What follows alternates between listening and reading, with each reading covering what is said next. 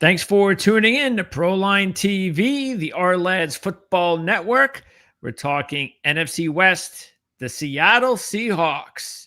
That's right. And anytime we talk about Seattle, you know that Corbin Smith can't be too far away from the Locked On Seahawks podcast. And of course, he's also reporter at Emerald City Spectrum.com. And Corbin, it's always good to talk about the Seattle Seahawks with you. As always, Greg, thanks for having me. I appreciate it. You got it. So this is a team in a division that I just think is pretty wide open. And I think the team can go in any number of directions. I think it's a real exciting division this season. You could say, sure, if everything goes well with Matthew Stafford and his health, talent-wise on paper, they probably have the best team. But I think the rest of the division is completely wide open, and that includes the San Francisco 49ers. Yeah, I think this might be the most wide open division in the entire NFL. You could make sound arguments for all four teams being in any order. You could have the Seahawks finishing fourth, and you could make a compelling argument. You could have them winning the division, and there's a lot of reasons you could make a compelling argument. I think the same can be said for the Cardinals. The same can be said for the 49ers. And the Rams, to me, if all things are held equal and there aren't injuries, to me, they are the best team. But I think that there's a couple of other teams that very easily by the end of the year could be just as good, if not better, because they've got some younger talent, particularly at the quarterback position. So I am really curious to see how this year is going to play out, because I could see it go in any direction with these four teams. Well, let's start with the offense for the Seahawks. And, of course, at the all-important quarterback position, everybody's going to wonder, how's Sam Darnold going to do? Minnesota, he had a quarterback guru. He had Justin Jefferson, Addison, Hawkinson, and so forth. And things didn't work out for him at the end of the season and the postseason. And now he's on a team that does not have that type of offensive personnel, or at least that's what it looks like on paper. So what do you think? What have you seen so far from Sam Darnold that leads you to believe that he's just a different quarterback now? Well, I'm going to say this. I've been saying this for months. If you're wanting him to have 35 touchdown passes and 4,300 plus passing yards again, I wouldn't be counting on that. And that's not a shot at Sam Darnold. That is the situation that he has been thrust into. And I don't necessarily see that as a bad thing. I think putting him in a position where, I don't want to say he's a game manager, but you put him in a position where he is a caretaker of the offense. He's getting the football out of his hands in a timely manner. That's been the thing I've been most impressed with since you look at the start of OTAs way back in early May to the end of training camp, just the stark difference there in terms of the chemistry he's got with the receivers, how quick he's getting the ball out. Mike McDonald's complained about it at his press conferences multiple times, that he's tired of not being able to get pressure on him because he's getting the ball out so quick. That is going to be the passing game in Clint Kubiak's offense. And I think that is going to help Sam Darnold. It's going to cut down the turnovers. It's going to cut down on some of those long sacks that he took, particularly late last year with Minnesota. This offense is going to start, and it's going to be derailed by how the run game performs. To me, that is the biggest key for where this football team is going on either side of the ball. If they are anywhere near as bad as they were running the football last year, they were 28th in the NFL last season. If they are anywhere near that, then this season could completely fall apart for the Seahawks. But if they can get into the middle of the pack, or even in the top 10 to 12 teams running the ball, which I think they have a very good chance to do in this offense, and with the new coaching staff they put on offense, if they can do that, it's going to take a lot of pressure off Sam Darnold, and it's going to open things up for their play action, the bootleg game, which is a huge part of his strengths. And that, to me, is where Sam Darnold can make this look like a really shrewd move, bringing him in after trading Geno Smith and being able to maybe lift this team higher than 10 wins. They haven't been able to quite get over that hump. That is the recipe for doing it, not asking Sam Darnold to throw 40 times a game.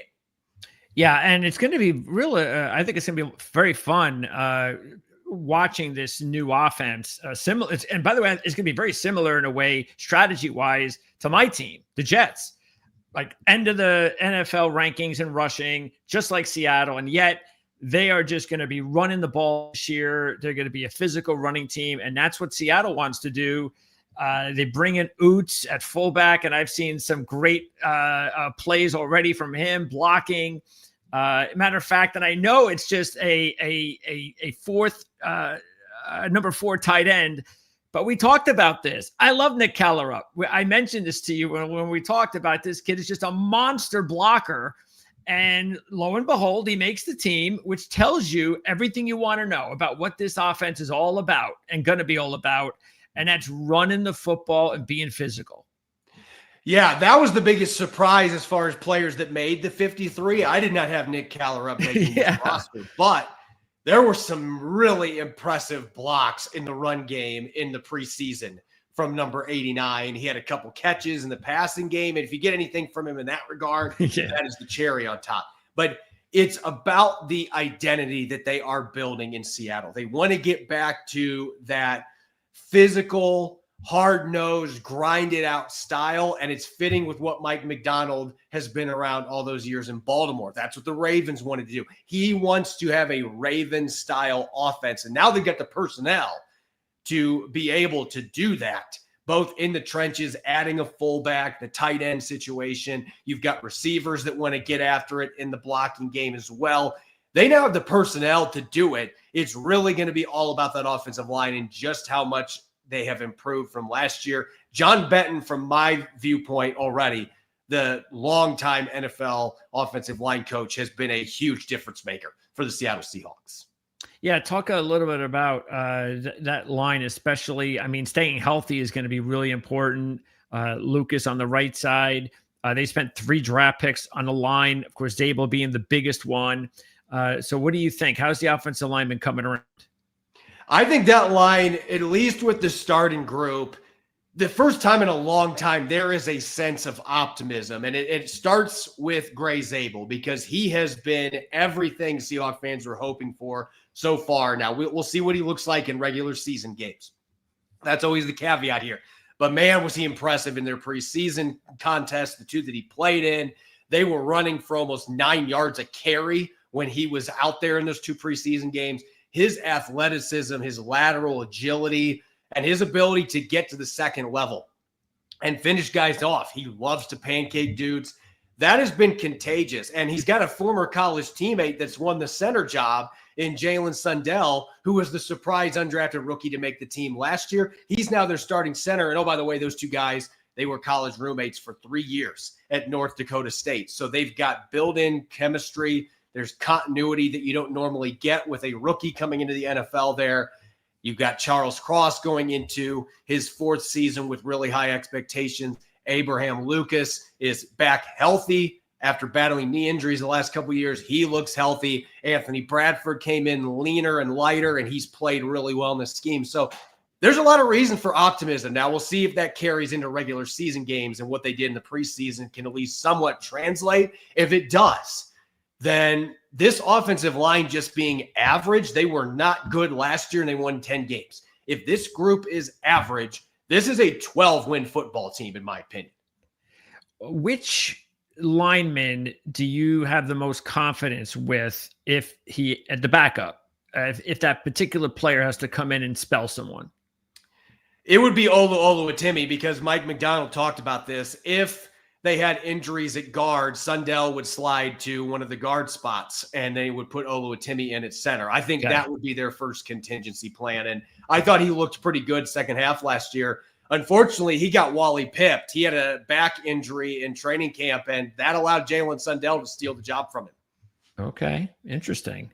Talk about those receivers, because 2 of the big ones who have been there for several years are gone now. Lockett, of course, been there forever. DK as well, and you know, a Seahawk until he was, until he's gone. And so now you've got a relatively new, in a way, starting receiver core as far as Kupp, the veteran, Horton, the rookie, and also Smith and Jigba now kind of steps up, doesn't he, as like the de facto number one guy?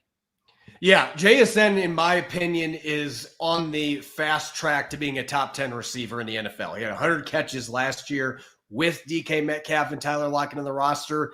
I think this is a great offense for what he does well. He is not necessarily a burner. He can occasionally beat you downfield, but he's so good at those horizontal routes and creating after the catch and moving the chains as a possession guy.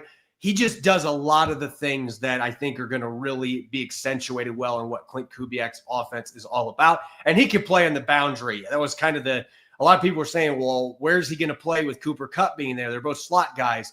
JSN is more than capable of lighting it up on the boundary. Cooper Kupp is going to be that more traditional slot guy coming back home to Seattle, to the Pacific Northwest, and they're hoping that he can just stay healthy because when he's been healthy, he's still been productive. It's just been some injuries that he had that led to his departure, being cut by the Rams, but they're excited about him. But probably the player that is the most exciting one going into the season in terms of youngsters that we haven't seen yet, it's all about Torrey Horton, the 5th-round pick out of Colorado State. And I'm telling you, Greg, I said this before the draft. If Torrey Horton did not have the injury that he had last year, the knee and hamstring injury that he had that required surgery, I think he is a day 2 selection, and he might have been a late day 1 with the talent that he brings to the equation. Legitimate 4.3 speed guy that is 6'2", has a big catch radius, can return punts, had 3 punt returns for touchdowns in college, can create after the catch some. I think he had that kind of talent, but Seattle got him in the 5th. He quickly made Marquez Valdez-Scantling expendable, and they cut him last week. So Torrey Horton has been a revelation, back healthy. You see that legitimate 4.3 speed. He's one of the few guys in this roster that truly can take the top off the defense. They're going to need somebody that can do that. Oh, yeah. DK Metcalf and Tyler Lockett not being there. So those 3 players are at the top. Jake Bobo, he is the Thanos of the Seattle Seahawks. He is inevitable. Every year you're like, well, he's probably going to get beat out this year. And it just doesn't happen. Jake Bobo can block. He is beloved by his teammates. He's even shown he can return punts a little bit, which surprised me. So Jake Bobo is just a football player. So is Derek Young. So is Cody White. They've got a lot of your special teams aces at the back end of that depth chart that also can do some damage on offense if need be, and give this team a little bit of versatility in their passing game. How has Arroyo looked, the rookie tight end? Smooth as silk, man. The guy had 1 drop his entire college career at Miami. He had a few drops this summer for the Seahawks, but the guy just plucks the ball effortlessly out of the air. He makes it look routine on one-handed catches. There were some signs of improvement as a blocker already in the preseason games, and he was getting after it in practice. So the key for him is going to be health, because he had some health issues at Miami. If he can stay healthy with A.J. Barner, that is really the X factor here, because everybody's talking about, well, DK's gone, Tyler Lockett's gone. This is not going to be an offense that's going to be force-feeding the ball to receivers at the rate that they did in the past with those guys in the roster, but they are going to be getting these tight ends the football a lot in this passing game. And Elijah Arroyo, I think his field stretching ability is going to be a big part of that. Okay, and of course, it all starts at the running back position and Kenneth Walker and his ability to stay healthy. He's had long-term injuries, but and I know because I've had him. He's on my dynasty team, so I follow him well. Gets banged up a bit, and I know last year, and I get it. The offensive line, the offense was a completely different scheme. But what are you feeling? What's your gut tell you about the type of season Kenneth Walker and even Charbonneau, of course, because he's going to get a lot of carries as well. He's going to get a lot of touches. What do you think the running game duo there can do this season? The big X factor here, and maybe just the underlining storyline here, is Ken Walker III has been active for parts of training camp, but he's been held out for chunks of training camp too. It's been a true massage and maintenance type thing. He was dealing with a foot issue in the offseason program, and according to Mike McDonald, that has still been something that they have had to have maintenance with. So I'm wondering what that means for his usage once the regular season starts on Sunday. Is he going to be thrown right into the wolves and, okay, we're going to try to get you 15, 20 carries? Or are they going to be more cautious early part of the season and say, look, we know Zach Charbonnet can get the job done. Every time he's had a chance to start, he's played well. We love his downhill style. We love his vision. We think he's a great fit for what this offense is all about. I could see this being a by committee approach with those two guys, and maybe even George Halani throwing his helmet in the ring a little bit. George Halani has looked fantastic in the last month or so. So Seattle's got some options there. I'm kind of curious to see what is going to happen with Ken Walker III in terms of how much he's going to be used. And the big question is going to be, and if you do use him, how long until he's out again with an injury? Because depth, his durability has been a significant issue since they drafted him. Yeah, and that's why this is going to be a monster season for him, because now the offense does center around that running game for the first time. And it's time to put it up, man. You've got the opportunity. We've got the blocking scheme ready for you, so go get them, and we'll see if you can take advantage of it. Okay, defensively, we know there's a lot of talent here. What are you the most excited about with this defense? Continuity. It's all about continuity. 13 of the 14 players that had the most snaps for this defense last year, they're back on the roster, and that's just not something you see very much in today's NFL year to year. This was a defense after Ernest Jones came over at the trade deadline last year. First game was against the Bills. He'd been in Seattle for 15 minutes, and it was a struggle. But we'll give him a pass on that one, because he literally, I think he got there 2 days before the game and played in that game. Once he got his feet back underneath him and he knew the system, they were a top 5 scoring defense the rest of the season. And I think that's the expectation, maybe even top 3 scoring defense. And outside of that would be a disappointment with the pieces they've got. They added DeMarcus Lawrence, who still very much is a beast off the edge. And he has looked fantastic. They're getting Uchenna Nwosu back potentially as early as this week, could play some snaps against the 49ers. You've got Boye Mafe. You've got Derek Hall. They've got a young linebacker, Tyrese Knight, they like playing next to Ernest Jones. The secondary, Devin Witherspoon, Reek Woolen. They like Josh Jobe. Oh, and by the way, we added a Terminator in 6'4", 230-pound Nick Eamon-Wari to our secondary as well. And we're going to try to figure out how we can get him snaps to go with Julian Love and Kobe Bryant. I mean, this defense, if they don't finish in the top 5, to me, it is a massive failure. That's the kind of talent they have. That's the coaching staff. Mike McDonald in year 2, they should know the scheme even better. He should be able to throw more wrinkles in, be more aggressive with his defense. The expectations are sky high, and they should be. And we also know, of course, if Seattle has a really good defense, how much more efficient they could be and lethal when they're at home. That's when they can really cause damage to the opposition coming up there and playing. And we haven't seen that in a few years. So that could be really interesting, because it sounds like this is a defense from top to bottom that Seattle, talent-wise, has not had in quite a few years. Yeah, I think this is the most depth that they have had. This is the deepest defense they've had since the end of the Legion of Boom era, so 2017. I'm not going to sit here and compare them to those teams that had in their prime Cam Chancellor and Richard Sherman and Michael Bennett and all those star players, Bobby Wagner. I'm not going to compare them to that group right now, but I could see this group having their own moniker very quickly, because they've got a lot of star power. They've got some young dudes. I think Devin Witherspoon is going to explode this year. He's been really good his first 2 years, but he hasn't had the interception production. I think quarterbacks are going to be forced into a situation where they have to throw at him a little bit more this year. And that's going to be bad news bears for whoever has to do that, because Devin Witherspoon is a much better ball hawk than what the numbers indicate. And we know everything else that he can do, blitzing, his run defense, smacking people in the middle of the field. As an enforcer at the cornerback spot, you just don't hear that very often. But this team's got a lot of really good young pieces. And they've also got established veterans like Leonard Williams, who I will still pound the table to this day. How is he not an all-pro last year? I don't understand with the numbers that he put up last season, why he was not at least a second-team all-pro selection. And I think he's going to have another big year. This defense has got pieces at all 3 levels. They've got depth. They've got a couple undrafted guys that they really like. I think Jared Ivey will make an impact for the Seahawks this year. And I still can't believe that guy was not drafted after the career he had at Ole Miss.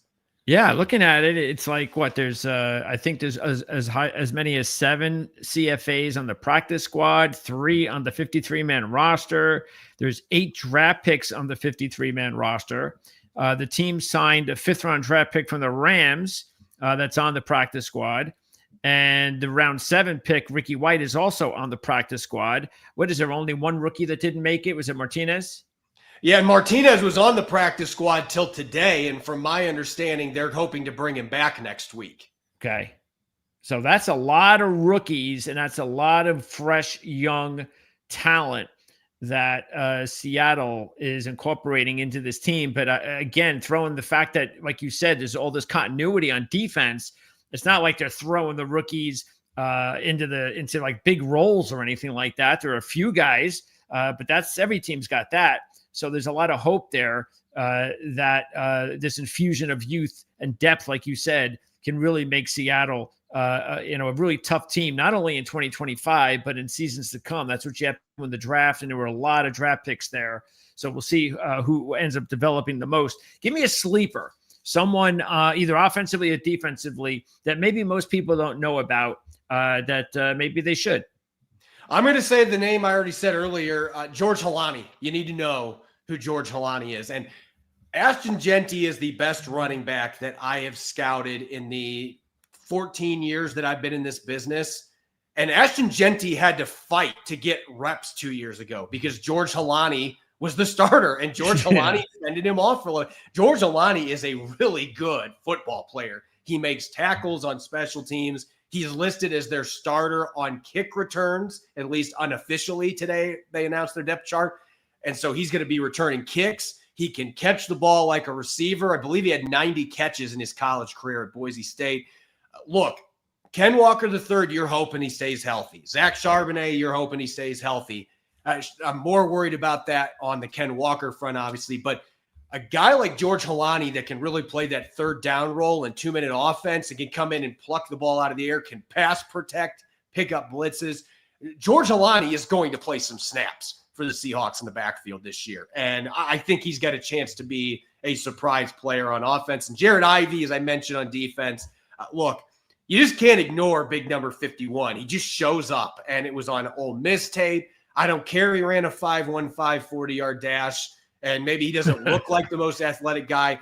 I watched that guy throw bricks for hands. He's a technician. He can play everywhere on the defensive line. He played everywhere from 2-point outside linebacker to nose tackle in the preseason. He made positive things happen everywhere. I just think 51 is going to be a nuisance for opponents for a long time. Give me a breakout player on defense, a young player that's ready to step up and really, really have a productive season. It would be Tyrese Knight. And the caveat I would have with this is he's been out for most of training camp with an undisclosed medical issue, but he's back at practice this week. They're optimistic he's going to be ready for week 1.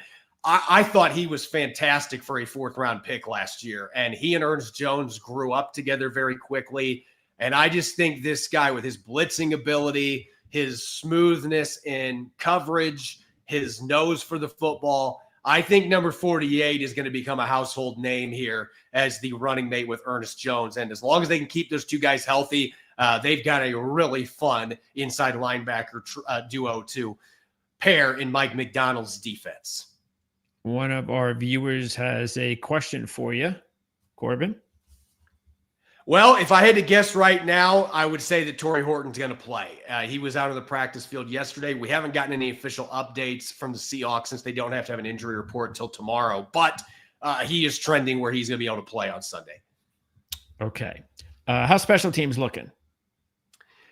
Well, they had their long snapper, Chris Stahl, has been out for most of training camp with a back issue, but they didn't keep the other long snapper. They clearly are thinking that he is going to be good to go. Michael Dixon is just an all-pro consideration every single year. He's one of the very best punters in football. The one that is going to be really fascinating to watch is Jason Myers, and I don't think this is the first time that we've had this conversation, Greg. I have never seen a player at any position that has more stark differences between even numbered years and odd numbered years than Jason Myers. 2 years ago, 2023, he made 83% of his field goals. That's not a great season, but that was the best odd year he's had his entire career. The year before that, he was north of 90%. 2021, he was 73%. 2020, he was north of 90%. Like, he has just historically been a totally different kicker on odd years. So maybe he bucks that trend. He had his best one in 2023. Still wasn't great, but if he makes 85, 86%, you're like, hey, maybe he's past that. But we've got a big enough sample size there. You start to wonder, like, what the heck is going on here? Well, he's got a good leg, so that helps. If they're going to need him this season, then hopefully he's somebody that is going to be able to come up with the big kicks at the big moment, because it's the NFL and there's tons of games that go down to the wire and you need a really reliable kicker.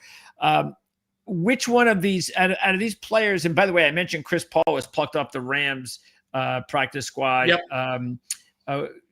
Are there any other storylines notable, like any of these players that fans should be keeping an eye on for any specific reason? As far as practice squad guys go, they've had a couple outside additions, Chris Paul being one of them, that I'm wondering how long it's going to be till he is on the active roster. The other one is Courtney Jackson, who was with the Broncos in training camp.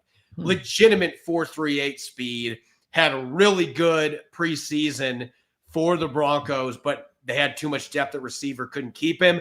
Okay. That is a guy to keep an eye on that could eventually be playing some snaps on special teams for the Seattle Seahawks. Both those guys being outside signings. As far as players that were with the Seahawks in camp, I would highlight number 70, J.R. Singleton, the undrafted rookie defensive tackle out of Iowa State.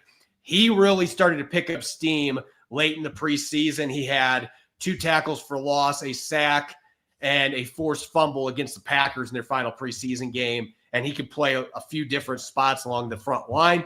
I could see J.R. Singleton being a guy that makes this roster at some point during the season and plays meaningful snaps for the Seahawks. Okay, now let's talk about the team this season, generally speaking, starting with the division, which we kind of touched up on at the very beginning. You can see Seattle sitting here as the 4th choice at 5-1. So there is excellent value here. I even mentioned this on our NFL final season prediction show on last Thursday. And I actually said that, matter of fact, if we click this here, there were these alternate, there's these division specials. And I actually said that I liked the opportunity right, where is it? Where the Rams, right here, either the Rams with Seattle at 11-1, and then you got Seattle here at 14-1. Because I believe in Seattle and I believe in McDonald. I know him obviously as a Michigan fan. I know they got a really good coach, and I feel even better about it now talking to you. So what do you think about how Seattle is sitting there as the 4th choice in the division? Look, that's the national narrative, and I think a lot of it revolves around Sam Darnold, whether fair or not.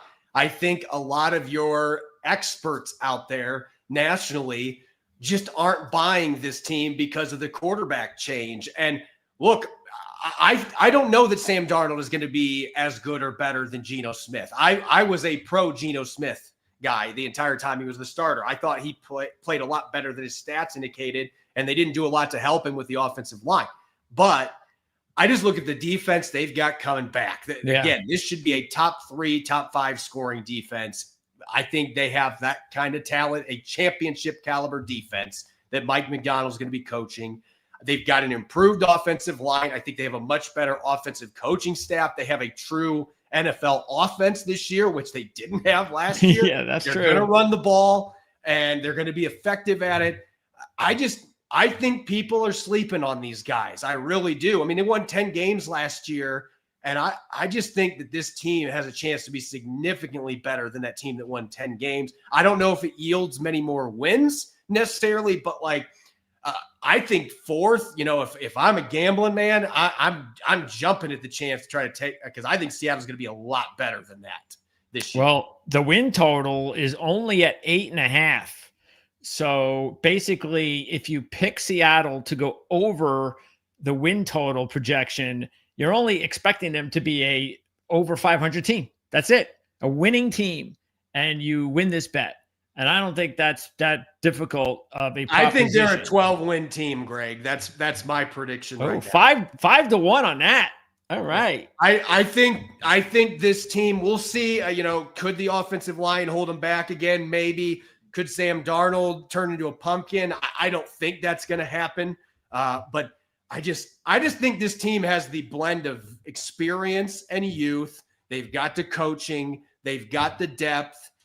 I think this is going to be a team that is going to cause a lot of problems this year. I really do. And it's a wide open division. I could see them finishing third. I could see them finishing fourth if things just don't work out with Sam Darnold. But I would feel much more likely to see them in those top two spots getting back into the postseason.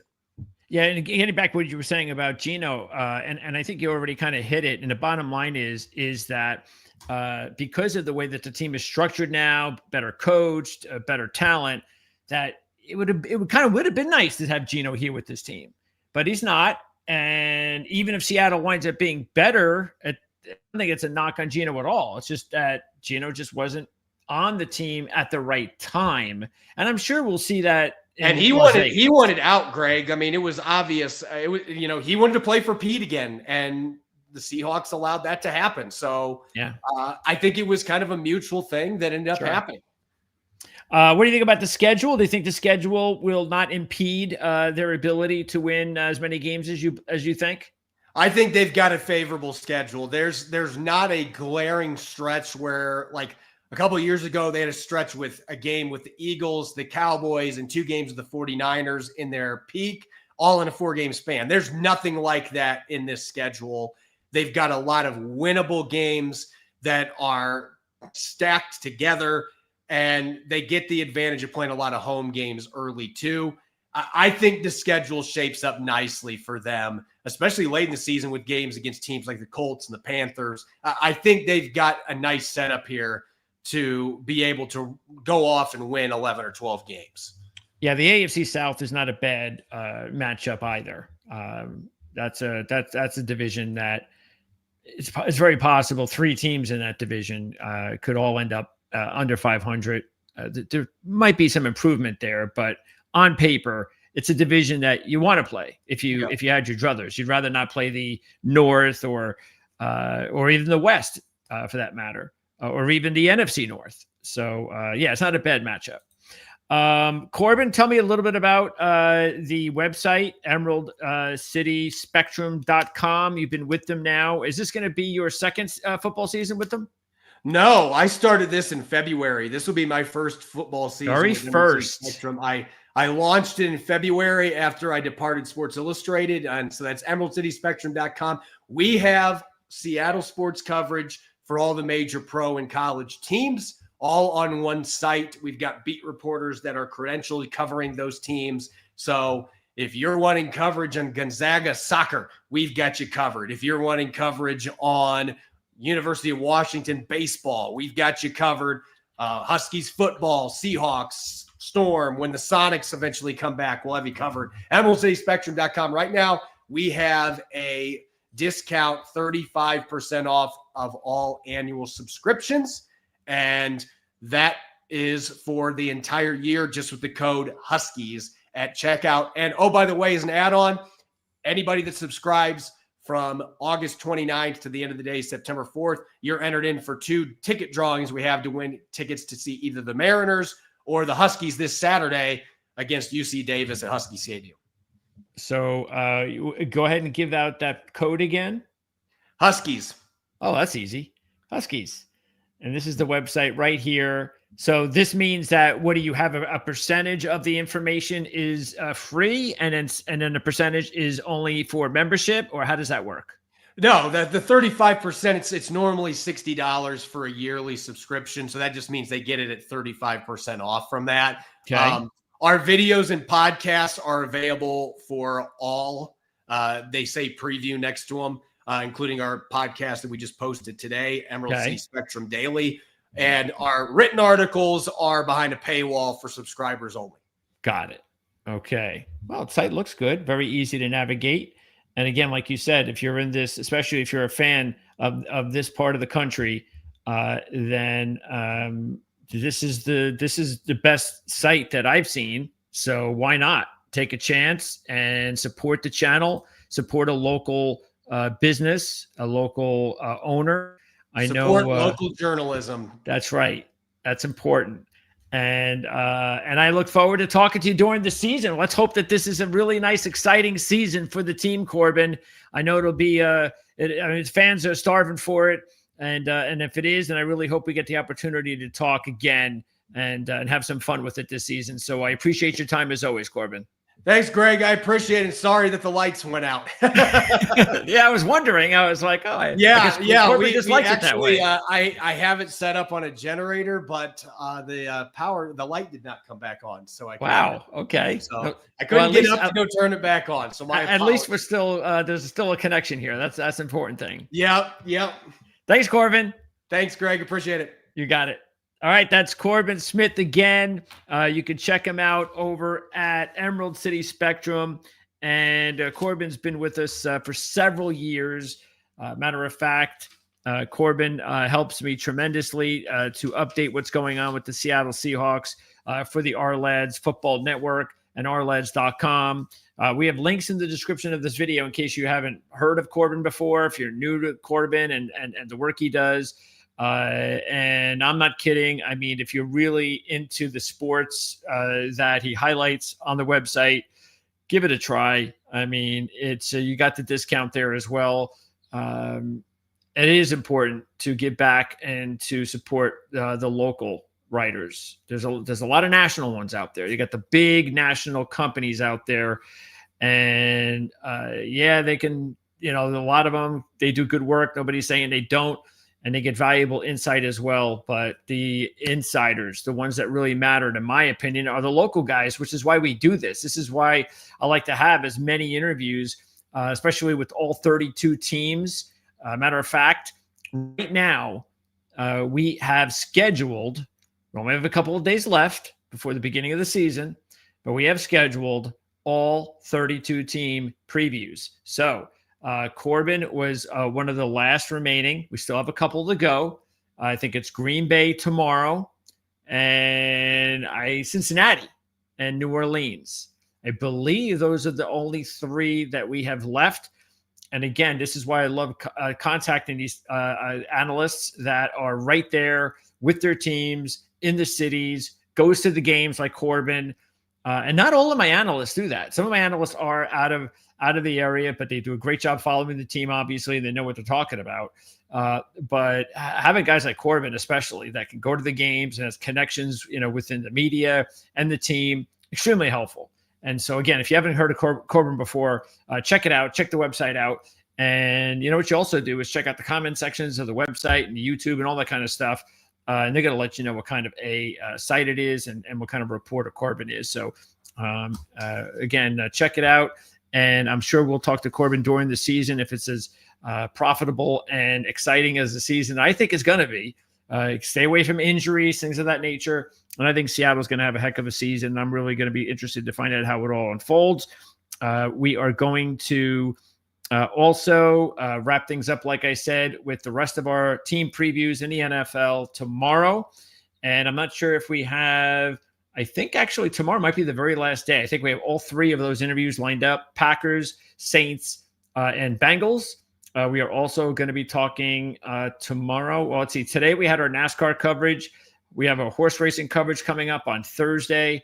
And don't forget also, our new schedule for the entire week starts next week. So Monday through Sunday, we have wall-to-wall football every day. We're going to have some sort of football coverage. We have Jim Feist from Las Vegas, a legendary handicapper, is going to be doing a special series of line movements during the week. He's going to start every Monday morning, talk during the week, and then also wrap it up on Sunday mornings. So he's going to get you up to speed right away from the beginning of the week all the way through to game day And that's going to be a lot of fun following someone like Jim, who's a legendary handicapper in the industry. Mark Lawrence, of course, is also going to be with us.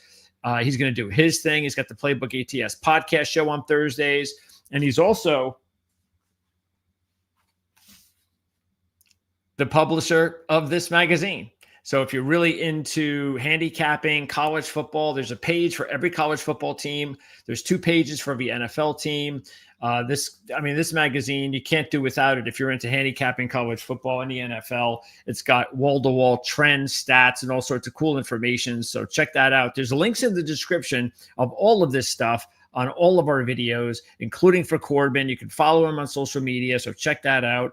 Also be with us several days a week, Mondays, Wednesdays, and Fridays. That's going to be the scheduled days when we're going to talk to analysts like Corbin and other analysts for other NFL and college football teams. I just spoke to Tom Caker, who covers the Iowa Hawkeyes and the Iowa State game coming up on Saturday. So we're going to have all these types of really cool interviews. I'm going to start lining them up in the next couple of weeks for some big games in college football, Texas A&M, Notre Dame, Oklahoma. We're going to start, matter of fact, I already did the Oklahoma season preview earlier this, matter of fact, which is about a couple of weeks ago. So we got tons of college football season preview videos as well.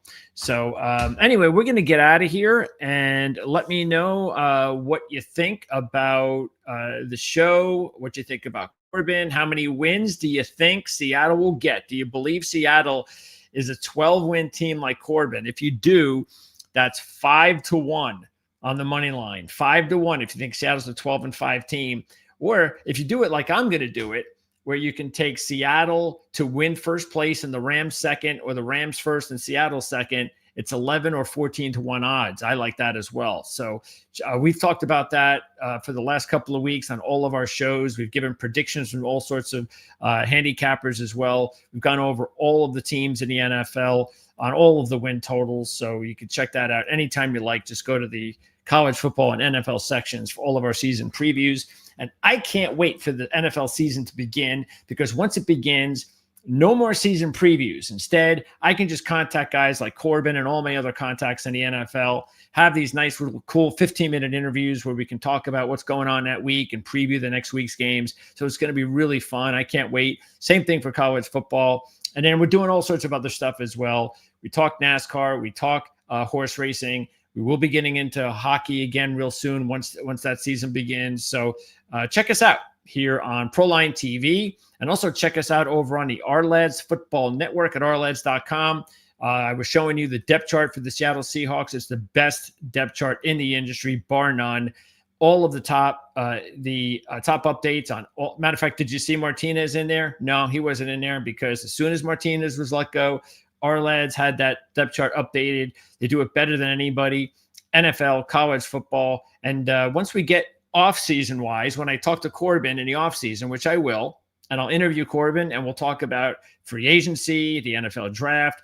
When we do that, we'll be pitching the Our Lads Draft Guide, which is one of the best draft guides going on now for, 40 years. So there's no better draft guide going on right now. There was a lot of competition back in the day, but right now it's the best draft guide out there. And that's another time. That's the off season. We're getting ready for the actual regular season beginning in just a couple of nights. I can't wait. I'm sure you can't wait either. So thanks for checking us out. Don't forget to subscribe to the channel, like, share, all that really cool stuff. We appreciate it. And we'll talk Seattle Seahawks football with Corbin Smith again real soon here on Proline TV.